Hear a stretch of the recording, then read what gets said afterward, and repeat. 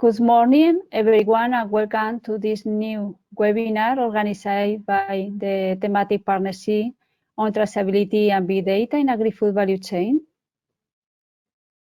My name is Judith Anda. I am the coordinator of this partnership, and which is led by the Regional Ministry of Agriculture in Andalusia region. I take this opportunity to announce that at the beginning of May, we have launched the first newsletter of our partnership, and it will have a monthly frequency containing interesting information and articles for our partners, regional nodes, and other interested people that works in agri-food and digitization. One of my colleagues is going to write the link of this first newsletter in the chat. Remember, you can also be subscribed and receive the monthly information. Moving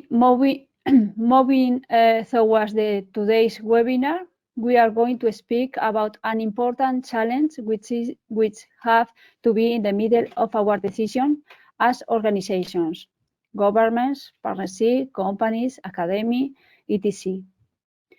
All of us must orientate our activities and plans towards the consecution of the United Nations Sustainable Development Goals that had to be reached in the year 2030.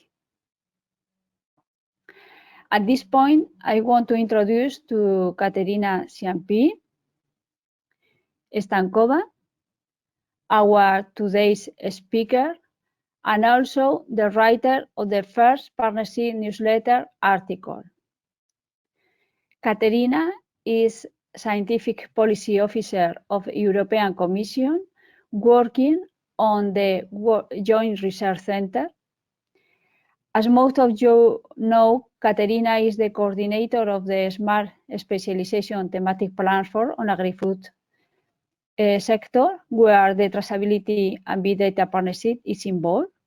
So today, she is going to put in the context the importance of the Sustainable Development Goals in the work of these agri-food thematic platforms. Just a brief summary of the Katerina's experience.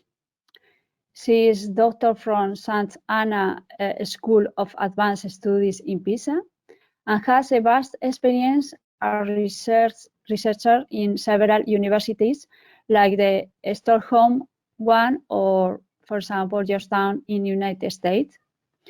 Being her research agenda focused on smart specialization, European research and innovation policies, cohesion policy, transnational and transregional cooperation, mutual learning, value chains, and less developed innovation system. Furthermore, before she joined to the Joint Research Center, she was also working as education officer for EIT Digital. The presentation of Katerina will last 30 minutes, and after, we will open a question and answers time.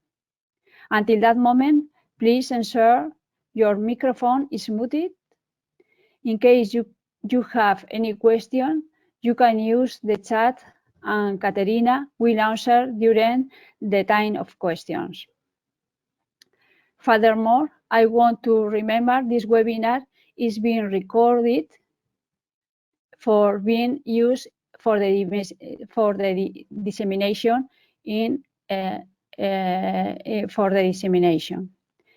Now, Katerina, thank you very much for your participation, and I give you the floor. Thank you, when you want.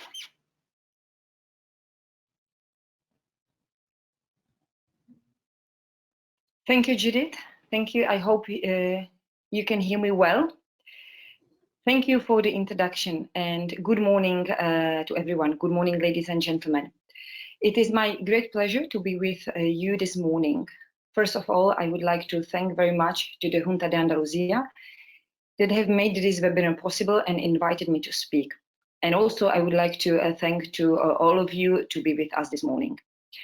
As Judith previously mentioned, I'm responsible for the Smart Specialization thematic platform on Agri-food since it was launched in 2016. And recently, I also joined the work that we are carrying on at GRC in Sevilla on science, technology, and innovation for sustainable development goals. In fact, this morning, I would like to talk to you about the Smart Specialization thematic platform on Agri-food in the context of sustainable development goals, but also about science, technology, and innovation in the context of sustainable development goals. At the end of my presentation, I will be happy to answer any question you might have. I will start off by making a few observations on the context that we live in, on international context, in times of COVID-19. COVID-19 is a real game changer, and we need to reflect upon the challenges, changes, but also opportunities it has brought along within the context of interregional collaboration in smart specialization. Then I will go on to talk about the United Nations 2030 Agenda and Sustainable Development Goals. Afterwards, I will turn to interregional collaboration in smart specialization and thematic agri-food platform in particular. And finally, I will conclude by reflecting upon the possible way forward in post-COVID era.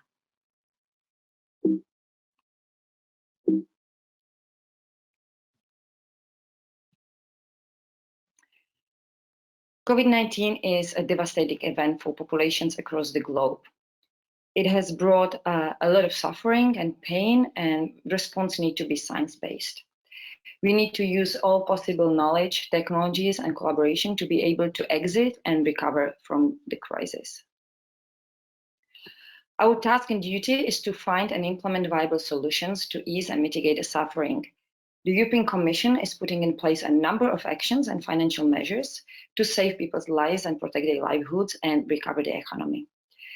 As of April 2020, these measures included setting up a budget for emergency instrument, full flexibility of the European structural and investment funds in the current programming period, also flexibility in the Stability and Growth Pact, and finally, SURE scheme to protect Europeans against the risk of unemployment. At the global level, the European Union is helping the world come together against coronavirus.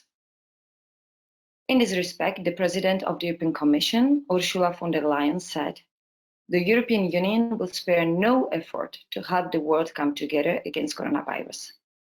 We will stay united to make history with a global response to the global pandemic." We are also helping to raise 7.5 billion euro globally for work on prevention, diagnostics, and treatment. It is worth of mentioning also the EU versus virus hackathon and also Matchathon initiative.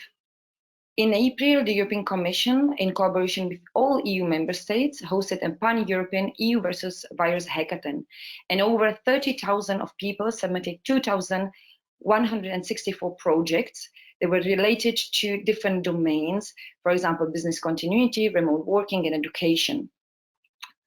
117 projects were selected, and they are invited to EU versus virus Matchathon that will take place in May.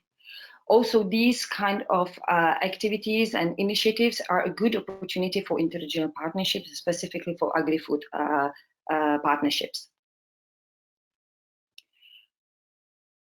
At the EU level, UN Secretary General Antonio Guterres pointed out that this is a time for science and solidarity to address the issues that we are currently facing.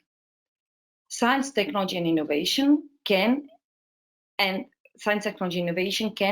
they are an answer to crisis, and they should be used for benefit of the planet and humanity. Yet technologies and digitalizations are not the answer to everything. We also need functional public institutions, leadership, and public trust combined with effective partnerships. Thanks to COVID-19, we witnessed and observed creation of new partnerships between the public administration and private sector, but also solidarity among the countries. In this context, all UN member states are encouraged to work together to achieve the objectives defined in the 2030 Agenda for Sustainable Development. 2030 Agenda defines 17 Sustainable Development Goals, and it was adopted by all UN member states in 2015. The agenda includes a plan to achieve the goals in 15-year time. It means by 2030. So we have 9.5, so 9 years and a half to go. This is a very short time for these very important goals. Therefore, the world leaders at the SDGs Summit in September 2019 called for a decade of action and delivery for sustainable development. They promised to mobilize financing, enhance national implementation, and strengthen institutions to achieve the goals by the target day 2030. The Sustainable Development Goals are the plan to achieve a more equitable, just, healthier, and sustainable future for everyone. They address the global challenges we face, including those related to poverty and hunger, equality, climate change, environmental degradation, peace, and justice. It needs to be pointed out that the Sustainable Development Goals are not legally binding. Nevertheless, countries are expected to take ownership and establish a national framework for achieving these goals. This means that the countries were asked to develop and implement their own sustainable development plans, strategies, policies, programs, and instruments. So altogether, we have 17 Sustainable Development Goals and 169 targets, together with 231 unique indicators. The statistics are collected globally by responsible UN agencies such as FAO, UNESCO, or UNIDO, and others, of course. But in addition to these globally collected statistics, governments have been asked to develop their own national indicators to assist in monitoring of the progress made on the goals and targets. Member states are also encouraged to conduct regular reviews of progress at the national and subnational levels. These national voluntary reviews are basis for the regular reviews by the huge event taking place annually in New York that is called High Level Political Forum.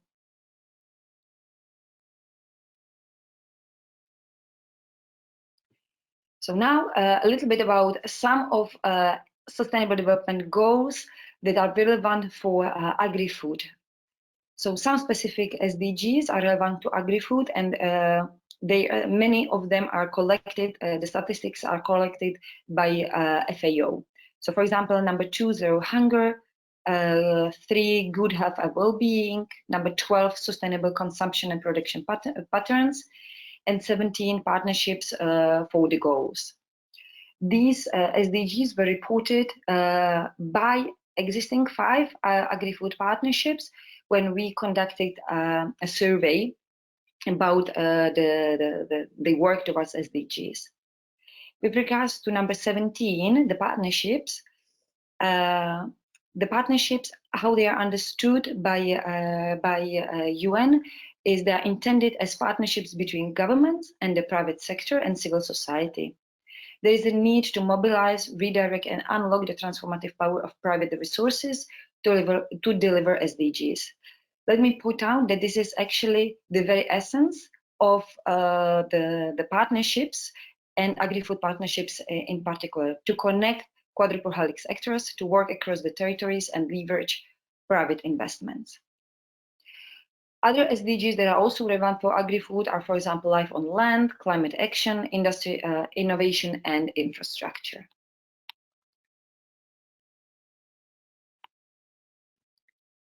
As I mentioned previously, science, technology, innovation is key for recovery, but also to achieve sustainable development goals. The Addis Ababa action that was adopted in July 2015 put forward the idea that science, technology, and innovation, together with capacity building, are among the key means to achieve the sustainable development goals. To that end, 2030 Agenda put forward the technology facilitation mechanism. That is an action built on the collaboration, partnerships, and expertise of a large variety of stakeholders from the United Nations, but also international organizations, research community, private sector, and civil society. This technology facilitation mechanism is composed of 3 parts that are interlinked. First, a United Nations Interagency Task Team on Science, Technology, and Innovation for SDGs, called IAT, and that includes also 10-member group. Second is multi-stakeholder forum and STI for SDGs that take place annually around May in New York. Unfortunately, this year it didn't take place, and it was in the form of an online event. And the third is an online platform. Among IAD members, there are United Nations programs and agencies, but also the European Commission, represented by GRC, and specifically our team, then OECD and the World Bank. If you are interested to learn more about the STI for SDGs road mapping and how to go about the roadmaps, I recommend these 3 publications that you can see at the top of the slide. It is the first one is the guidebook, the second one is Operation Node, and the third one is a background paper on the methodologies. And I'm very happy to say that the third publication, that is a background paper, was is a product of a GRC of our team, and I am very happy that I could contribute and coordinate the work on this background paper.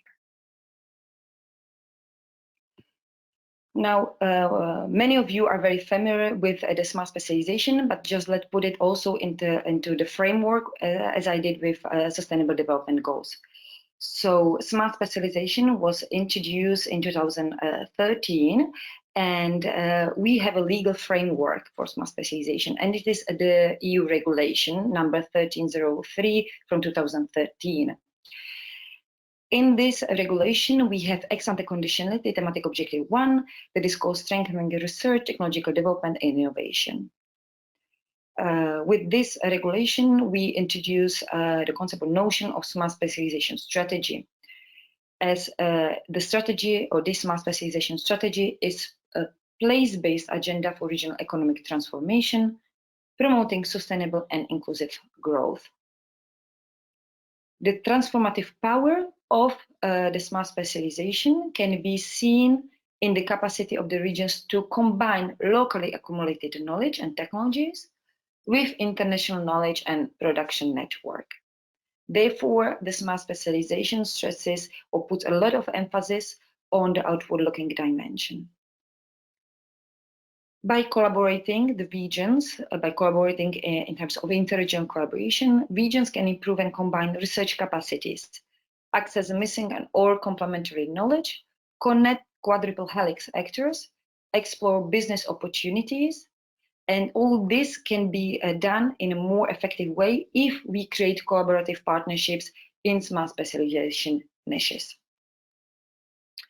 Currently, we have more than 220 SMART specialization, or these 3 strategies in place in European Union. It is at the national and the regional levels. But there is also growing interest in the non-EU countries to develop the SMART specialization strategies. And among these countries, there is Ukraine, Montenegro, Serbia, Tunisia, Mexico, or Australia.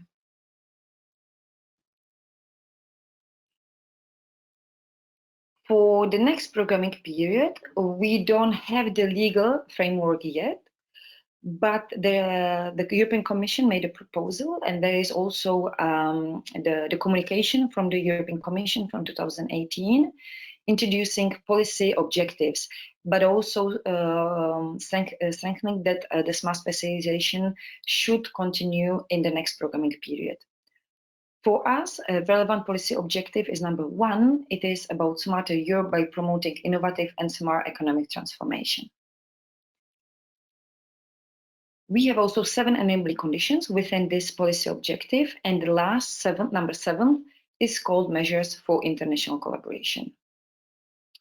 European Commission also proposed a new instrument for territorial collaboration for the next programming period, of course. It is called Component 5, Interregional Innovation Investment Instrument, and many words and a lot of facts were presented during the last webinar, so I'm not going into the depth of this proposal.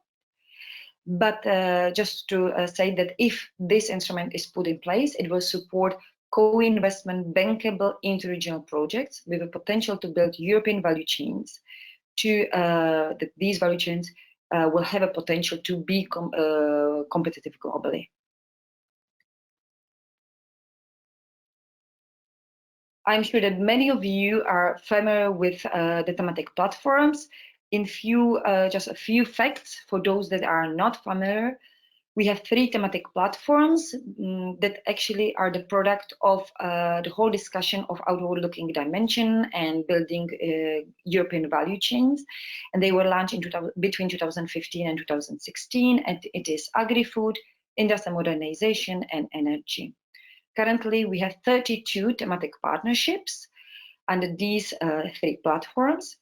And in these partnerships, they participate 179 national and subnational authorities from 28 EU and non-EU countries. Many European Commission services across Director Generals participate in these platforms. With regards to agri-food, it is very transversal domains. And we can see it also from the topics that were proposed for the agri-food platform. And agri-food actually includes different areas ranging from technologies, tourism, health and well-being, services, sustainable innovation, culture and creative industries, and bioeconomy. From the SDG perspective, all these interlinkages are key for the successful achievement of goals and targets. Innovation and international collaboration in the agri-food, and this includes digitalization and application of technologies, are key for sustaining productivity growth and meet the growing demand for food and at the global level. But also, at the same time, for preservation of environmental resources and adaptation to and mitigation of climate change. For agri-food, currently we have in the agri-food platform 59 national and subnational territorial units from 23 countries. 19 are from EU countries and 4 non-EU countries. Many regions come from Italy, Spain, Netherlands, Finland, France, and Hungary. In terms of the topics, I'm sure that many of you are familiar with all these topics, and also you visited our web pages that are at the bottom of this slide. So we have 5 partnerships in alphabetic order. It is consumer involvement in agri-food, high technology farming, nutritional ingredients, smart sensors for agri-food, and traceability and big data. So for each of these 5 agri-food partnerships, we have prepared a poster with information about their members, stakeholders, SDG-related issue, and a specific project. Everything was related to sustainable development goals. And these posters were prepared for our event, a joint event with the United Nations. The event, the title was Smart Specialization for Sustainable Development Goals. But unfortunately, due to coronavirus, this event didn't take place, and it was supposed to take place in Brussels in March. We hope to organize an online version of this event, and if you're interested, I will be happy to share further information where this information is available. In the meantime, you can have a look at these posters on the web pages. The link is just below these 4 posters. And I welcome you to see the web pages, also the general web pages of agri-food partnerships for further information.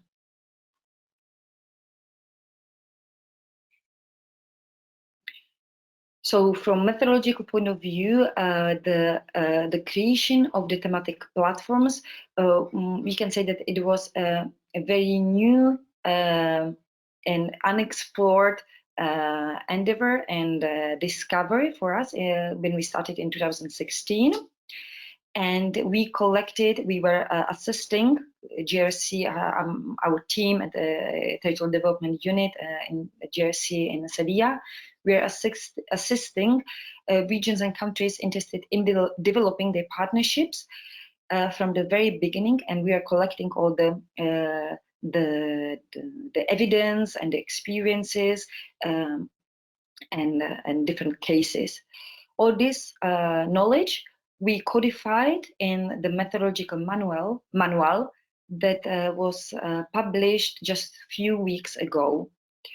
It is a guide on how to set up collaborative interregional partnerships, but also it can be viewed also not only within the European Union context, but also in the more broader context, because it is really looking at the concept and different processes. We draw on experience of existing 32 partnerships, and the guide describes the rationale, concept, steps, practices, lessons learned, and practical examples that could be useful for European Union member states and regions, but also for non-EU countries. Also, the link is provided at the bottom of this slide.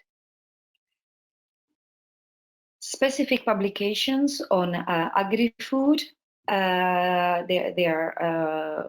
some of them are mentioned here with relative links just below. So if you are interested specifically in agri-food platform and the partnerships, you can also read about them in these publications. This is my last slide and conclusions, and this brings me actually to the conclusions. To conclude, we are currently living through a devastating pandemic that is affecting everyone and has a huge impact on economies, employment, and vulnerable people in particular. While trying to solve this imminent crisis, we should not forget about a different threat, slower but also predictable one, that is climate change.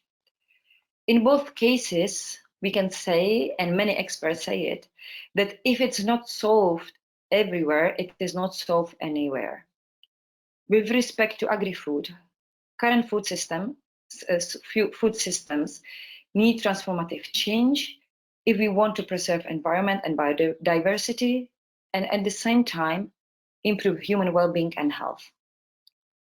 Recovery and systematic change needs bold decisions and comprehensive strategy that focuses not only on short and medium-term issues, but also on long-term challenges. For Europe, the strategy is New Green Deal.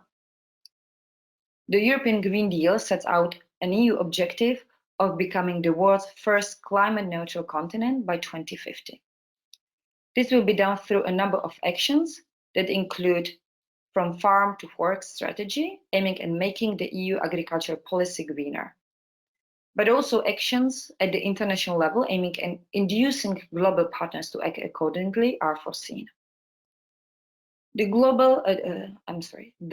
agri-food partnerships are well positioned to deliver the change and contribute to the achievement of the European Green Deal and Sustainable Development Goals objectives. They have put in place leadership, capacities, and innovative ideas. They are based on a bottom-up approach with a strong involvement of local stakeholders. This is scaled up at European and potential global level to address concrete joint socio-economic and environmental challenges. In fact, the partnerships are prepared to address increasing social and environmental issues by developing and deploying environmentally friendly solutions and solutions required to achieve systematic change. And with this, I would like to thank you very much. If you have any comment, question, or you think you could contribute to our work stream on interregional collaboration and SDGs, please contact me. Follow us also on a tweet. Visit our web pages for more information about thematic platforms, but also about SDGs. We have a specific section dedicated to our work on sustainable development goals. And now it's time for questions and answers. Thank you very much. Thank you very much, Katerina, for giving us your vision about how to smart specialization thematic platforms have to be aligned with the Sustainable Development Goals. This is a path that we have started in traceability and big data. For sure, we will work further and deeper on it in the future.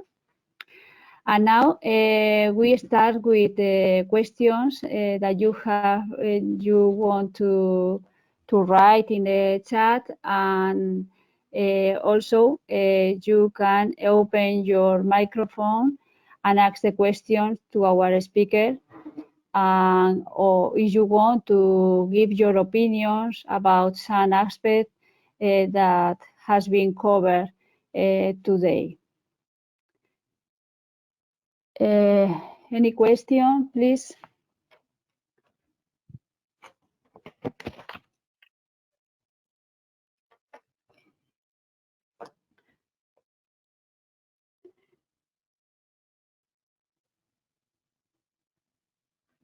There is a question of Mark Pattinson about have you got any experience of inter-platform thematic project cooperation?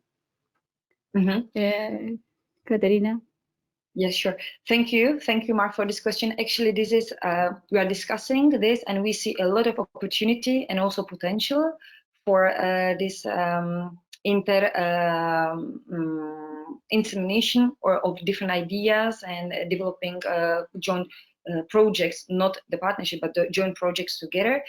Currently, there is a lot of discussion for bioeconomy, because bioeconomy is cross sector and very it actually covers many different areas from agri, but also from industrial modernization and energy. So that is a very, very potential topic for collaboration in terms of inter platforms and thematic collaboration. This is one of them, but definitely we will explore this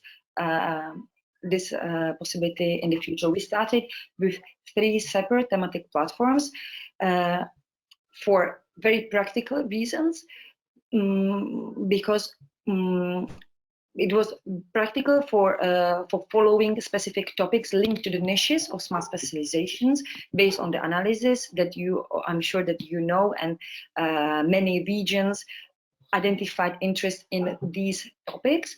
But once we were collecting the interest for specific partnerships, we actually learned, and we are learning more and more currently, because it goes with the needs, social needs and economic needs, that there is need for this cross-fertilization. So definitely we will work on this in the near future. Thank you.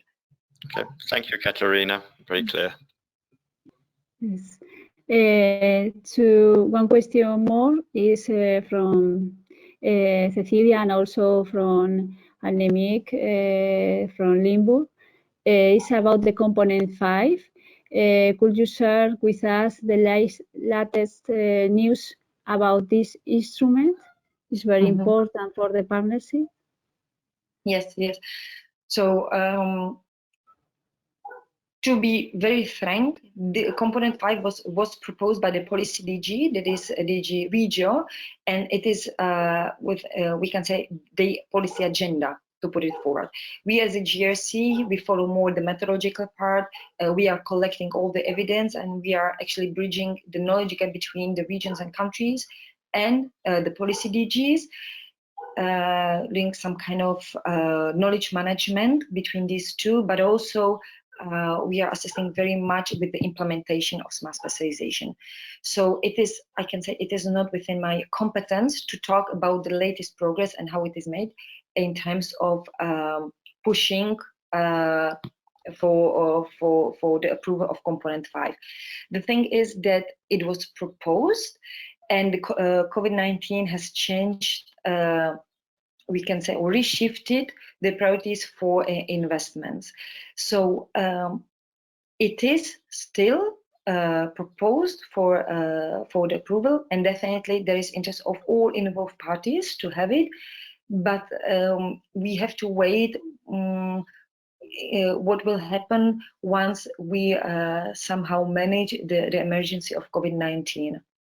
And this will go back to the discussion together with European Regional Development Fund and the whole package on the cohesion policy with the institution that is the Parliament and Council, of course. Thank you. And now is a question about Alison Hunter that is asking about the future of the S3 smart specialization in the future with the new the new policies in the future. If, for example, she said there is now much more scope to link to the new industrial strategy. What about the future of this S3? So, as I said during my presentation, there is a communication from the Commission and the proposal, and I must say that as the COVID is a game changer, the proposal is something that was based on the evidence and on the experience with the RIS3 during the current programming period. But with the COVID-19 and with all these new discussions for the need of research innovation and how to go about it, we have to wait a little bit, but definitely the interconnections between different policies, we need that definitely because we cannot work on separate policies, so industry policy separately from research policy or from educational policy. All these needs to be interconnected, and this is also one of the elements of sustainable development goals, because all these, there are 17, but they are very interlinked, and we have seen a number of studies that actually are grouping these 17 sustainable development goals into less. So, for example, into 6 large macro groups. They are called entry points, and there is a very clear message, both at the EU but also global level, that all the policies need to be interlinked, and there needs to be somehow an umbrella. So, also to break down the silos between the different ministries. So, definitely the interlinkages and putting all the policies into the context of the objectives that we want to achieve is very important. Thank you. More question. Now, Massimo Lanetta asks about what do you think about a platform able to classify all the information about the COVID in reliable maturity with high confidence level, or reliable information requiring a further consolidation in a step. Do you know something about that, Katerina? I'm sorry. I'm not an expert on or I'm not very much in depth of the research that is currently done on COVID. I have some of my colleagues are currently carrying out work on different COVID responses from the EU regions and countries, but also we have many experts at the GRC working on modeling different economical impact or impact on tourism. With these 2 points, unfortunately, I'm not in a position to answer. Okay. For example, other question from Ana Gianvicenzo about is there any form of coordination between the S3 Agri-food and other instruments related to the agri-food sector, for example, EAP, Agri, or EAT Food? So yes, thank you very much, Anna, for this question. Yes, interlinkages and also using different funds in one project was something that was stressed during the current programming period, but it was very difficult to put it in place. So for the next programming period, there will be even more emphasis on trying to find different ways and funds for funding projects, both from EU funds, regional, national funds, regional, and also private. So the combination of different funding is very important for the next programming period, and it will be even easier than in current programming period. What we did in current programming period, specifically for Agri-food platform, during the gardenings, regular gardenings, so events, we had them twice a year. The last one was, fortunately enough for us, in December last year. We always invited representatives from EIT Food to meet, so to network, but also to present what they do and how specifically the Agri-food partnerships and the members can be involved in the work of EIT Food. I'm sure that lead regions have direct contact to EIT Food representatives because they always came and were present at our events. For EIT Agri, it is an instrument from Director General Agri, and the platform, the Agri-food platform, is actually a joint work of different policy DGs, and Agri is one of these. So my colleague Alexia Roby, that works for DG Agri, is always present, and also she participates in technical meetings and different meetings. So also there is a direct contact with her, and you can ask directly specific questions or how to be involved in EIP Agri. And this is, of course, related to the current programming period. For the next, we have to really wait for the legal framework and how to go about usage of different funds together. So, for example, Horizon, that is competitive, with ERDF, that is not competitive, plus Component 5. So how it will be operationalized, this we will note once all this is approved and we have the legal framework for this. Thank you, Katerina. I agree. We are working close to the other areas of agri-food sector in the Commission. Okay, Cecilia Gagnan asks about, she said that it is very good news that European Commission and United Nations have started working together in the achievement of the Agenda 2030. Is there a recognition from United Nations of the smart specialization as an appropriate framework for the sustainable goals achievement? Mm-hmm.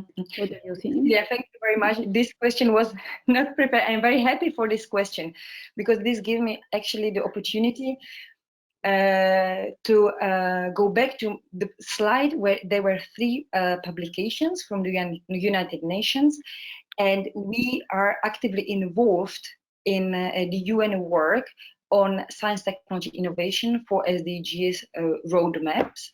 Smart specialization is one of different methodologies that is suitable because, as you know, UN agencies have developed different methodologies how to go about the preparation or development of the STI roadmaps for SDGs. STI is science, technology, innovation. That is very important mean how to achieve SDGs. So, for example, UNIDO, that is an industrial development organization. It's an agency of UN. They have their own methodology, but also UNESCO, also UNCTAD. So every agency of the UN, but also the European Commission, have proposed, and we are discussing these methodologies together to see if there is a possibility to develop one comprehensive methodology. And all these is summarized in the background paper that I talked previously about. That is actually the product of our unit, and I was involved in the drafting this background paper. So the answer to this question is yes, we are very active in all these discussions on STI for SDGs. We participate in in different meetings, but also we contribute with our knowledge and with our experience with smart specialization. Apart from the UN, many non-EU countries are discovering smart specialization, and some of them already have smart specialization strategy. Specific example is Serbia, where we have the pilot for the UN, specifically for STI, for SDGs. There are 5 pilots. One of them is Serbia, that we follow with the smart specialization strategy. And in that strategy, there is already involved the whole discussion on sustainable development goals.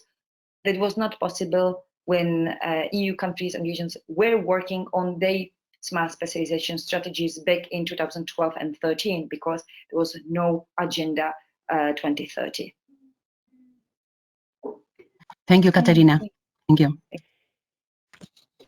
Okay, a new question. Federica Betalmino informed us that they are working on the analysis of the implementation of Agri-food in order to define new priorities and trajectories consistent with the DGs and the new Green Deal. And she asked about, is there some work or some experience of other country region available in this moment? So I think, Judith, it is more question for you than for me. Yes. I think so. Yes. I think that now all regions we are working in this area to integrate the Green Deal strategy in our planification, in our framework. So I think that all the regions have the same goals in this moment. We can share the information when we will prepare it with you and with other regions through this partnership, for example. Yes, thank you very much. Yeah. Federica, yes, I know about the work that they are carrying out, because I was in contact with my colleagues that are following Italy. I think that is a very good question, and we can also share, we can somehow develop it further with other partnerships altogether. Traceability Big Data is very advanced in terms of analysis, and I think it's very good to start this discussion. And if we want, we can open it up for the whole Agri-food platform community. So I think it could be also good that we somehow share it. Let's see how we can do it. If we can prepare maybe another webinar or just a meeting to discuss with the lead regions, or some other way how to do it, because definitely it is a very interesting topic, and interesting, but also it's very needed to discuss it in the community that we have, and we have a very good community of agri-food regions and countries. So let's take. Thank you very much, Katerina. And also our colleague in this partnership is Emilia-Romagna, an Italy region. So we can help you if you need more information about the building of this network and building a new community. And I want to inform that, for example, one people said about that tomorrow the strategy Farm to Fork will be present for the Commission. It's a good news for this partnership also. And I don't see more questions. No, we have a more question now in the chat. There is another question. Someone want to say, to open the microphone and to do some comment. We have 5 minutes. Okay.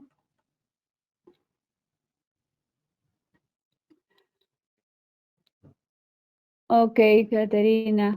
So if we haven't more questions, I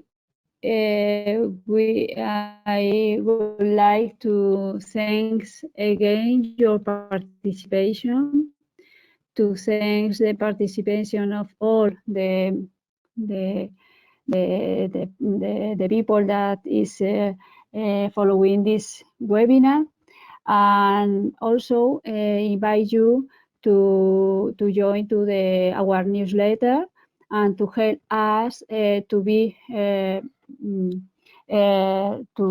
get better information, all of us, and to have a good future, and the good future for all of us, for all the community of agri-food sector. So thank you very much. We will have the next month in Jan, we will have a new webinar about other topic. We will announce it, all of you, to, if you want, participate in it. Thank you very much. Thank you, thank you. Thank you, Judith, for organizing and moderation, and thank you all for participation. Thank you very much, and hopefully see you soon. Thank you, bye-bye. Thank you, bye. Bye, thank you.